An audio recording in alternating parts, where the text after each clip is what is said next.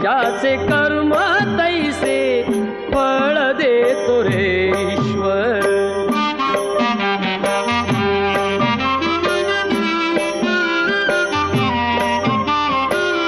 क्षणिक सुखासाठी अपुऱ्या कुणी होतो